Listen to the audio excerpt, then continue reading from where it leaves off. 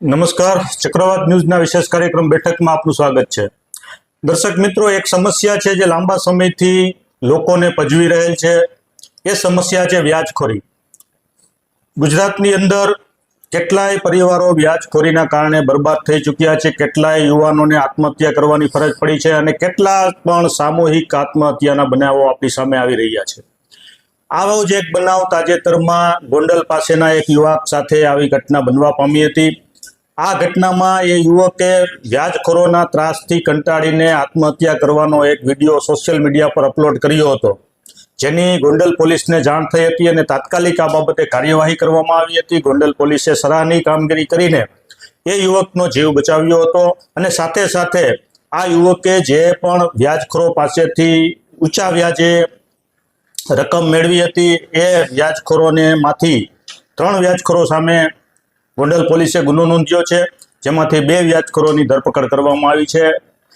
આ પ્રકારની જે કામગીરી છે એ પોલીસની કામગીરીને આપણે બિરદાવી રહી, પરંતુ પ્રશ્ન એ છે કે આ પ્રકારે ઊંચા વ્યાજે 5%, 10%, 30% રૂપિયા વ્યાજે લેવા માટેની જે ફરજ પડી રહી છે લોકોને, એ શા માટે?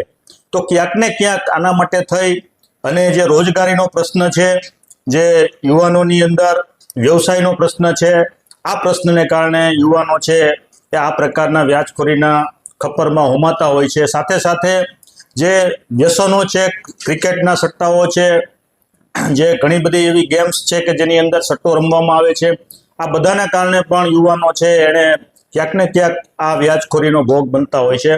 ત્યારે ગુજરાતના કે દેશના એક અદના નાગરિક તરીકે આ બાબતે આપણે સરકારશ્રીને એવી રજૂઆત કરવી જોઈએ કે આ દેશની અંદર જે પણ લોકો છે, જે યુવાનો છે, જે બેરોજગાર છે, જેની પાસે કોઈ વ્યવસાય નથી, એને સરળ વ્યાજની લોનો ઉપલબ્ધ થાય. સરકારશ્રીની અનેક યોજનાઓ છે, પણ એ યોજનાઓનો જે અમલ કરવાની વાત આવે છે ત્યારે ક્યાંક ને ક્યાંક લોકોને તકલીફ પડી રહી છે. બેન્કો છે એ મોર્ગેજ વગર કોઈ પ્રકારની લોન આપતા નથી. ખરેખર તો જો મોર્ગેજથી જ લોન આપવાની હોય તો એનો લાભ જે લોકો માલ મિલકત ધરાવે છે એવા લોકોને મળે. જે લોકો પાસે કોઈ મિલકત નથી, જે લોકો છે સંઘર્ષ કરી રહ્યા છે, જે લોકો વ્યવસાય કરવા માટે થઈ અને એને ઉછીના રૂપિયા ક્યાંયથી મળતા નથી, એવા લોકો માટે પણ સરકારશ્રીએ આગળ આવવું જોઈએ. વગર વ્યાજની અને વગર કોઈ મોર્ગેજ વગર એમને લોન મળે અને સરળતાથી એ લોન પ્રાપ્ય બને એ માટેના પ્રયાસો કરવાની તાતી જરૂરિયાત છે. તો જ આ વ્યાજનું જે વિષચક્ર છે એ બંધ થશે. બાકી સરકારશ્રી તરફથી ગમે તેવા ફોજદારી પગલાઓ લેવામાં આવે છે, એની કોઈ અસર આ સિસ્ટમ ઉપર થતી નથી. રોજે રોજ આ પ્રકારના બનાવો આપણી સામે આવતા રહે છે, ત્યારે આ એક ખૂબ જ ચિંતાનો વિષય છે. એટલે માત્ર પોલીસ કાયદાઓથી કે પોલીસના બળપ્રયોગથી આ વ્યાજંકવાદીઓ ઉપર લગામ મૂકી શકાય એવું નથી. વ્યાજે રૂપિયા લેવાની જરૂર જ ન પડે એ પ્રકારનું અર્થતંત્ર ઊભું થાય, એ પ્રકારની સિસ્ટમ ડેવલપ થાય અને સરકારની જે સંસ્થાઓ છે, બેન્કો છે, મંડળીઓ છે, એની પાસેથી ઓછા વ્યાજે કે ઓછી કોઈ પણ માથાકૂટ વગર એને સરળતાથી લોન ઉપલબ્ધ થાય એ પ્રકારના પ્રયાસો કરવાની અત્યારે તાતી જરૂર છે. આ ખૂબ જ અગત્યનો મુદ્દો છે, જેના ઉપર કોઈનું ધ્યાન નથી, એના ઉપર કોઈ ડિબેટ નથી, એના ઉપર કોઈ ચર્ચાઓ નથી. એટલે મારી ખાસ બેઠકના માધ્યમથી સરકારશ્રીને અને લોકોને પણ વિનંતી છે કે આ બાબતને લઈને તેઓ આગળ આવે અને માત્ર નાટક પૂરતા કે દેખાવ પૂરતા કે થોડા સમય પૂરતી કાર્યવાહી થવાને બદલે કાયમ માટે લાંબા ગાળાનું સોલ્યુશન આ દિશામાં પ્રાપ્ત થાય એવી અભિલાષા. સાથે સાથે આજે મારે બીજી એક વાત કરવી છે. આજે આપણા મહાન જે સંત પરંપરાના એક સંત એવા કબીર સાહેબનો જન્મદિવસ છે. 11 જૂન સંત કબીર સાહેબની જન્મ જયંતિ દેશમાં મનાવવામાં આવે છે. કબીર પંથના લાખો અનુયાયીઓ, કરોડો અનુયાયીઓ આ દેશમાં છે અને કબીર સાહેબની જન્મ જયંતિ ધામધૂમથી ઉજવે છે. 15મી સદીમાં થઈ ગયેલા જે મહાન ભક્ત કવિ કે જે ભક્તિ સંપ્રદાય કે જે ભક્તિ માર્ગના કવિઓ કે સંતોની જે વાત આવે છે એમાં કબીર સાહેબનું સ્થાન હંમેશા મોખરે હતું અને મોખરે રહેશે.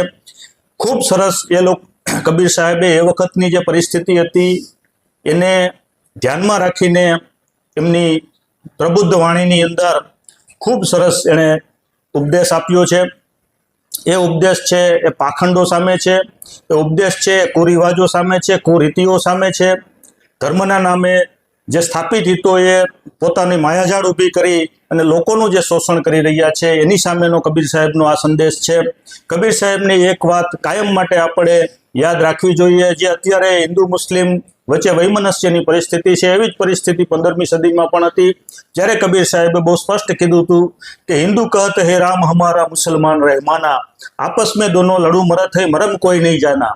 ધર્મનો મરમ કોઈ જાણતું નથી, ધર્મ શું છે એ કોઈ સમજવાની કોઈની તૈયારી નથી. બસ નફરતની ખેતી કરવી છે અને એકબીજા સામે વૈમનસ્ય ઊભી કરી લડાઈ ઝઘડા કરવા છે. ધર્મ છે ક્યારેય લડાઈ ઝઘડાઓને પ્રોત્સાહન આપતો જ ન હોય. જે ધર્મ લડાઈ ઝઘડાઓને પ્રોત્સાહન આપે એને ધર્મ જ ન કહેવાય. આવી સ્પષ્ટ વાત કબીર સાહેબે કરી છે. આજે એમની જન્મ જયંતિ છે. અનેક કબીરની સાખીઓ, દોહાઓ અલગ અલગ ગ્રંથોની અંદર એનું સંગ્રહણ થયું છે. સૌથી સરસ કામ જો કબીર સાહેબ ઉપર કર્યું હોય તો એ શીખ ધર્મના 5મા ગુરુ અર્જુન દેવે કરેલું છે. અર્જુન દેવે કબીર સાહેબની વાણીને ગ્રંથની અંદર એનો સમાવેશ કર્યો છે અને ગુરુ ગ્રંથ સાહેબની અંદર એને સામેલ કરેલ છે. આ એક મહાન જ્યોતિ, મહાન આત્મા કે જેણે ગંગા જેમના તહેજીબ કહી શકાય, જે હિન્દુસ્તાનની તહેજીબ છે, જે સંસ્કૃતિ છે, સંસ્કૃતિને ઉજાગર કરવાનું કામ કર્યું છે. ધર્મના નામે જે પાખંડ ચાલી રહ્યું છે એ પાખંડને લોકોની સમક્ષ લઈ જઈને ખુલ્લું કર્યું છે. પરંતુ આપણી કમનસીબી એ છે કે એમના 500 વર્ષ બાદ 15મી સદીથી આપણે અત્યારે 21મી સદીથી પણ આગળ વધી ચૂક્યા છીએ. છતાં પણ કબીર સાહેબના વખતમાં જે પરંપરાઓ હતી, જે કુરિવાજો હતા, જે ધાર્મિક કટ્ટરતા હતી, આજે પણ એની એ જ છે.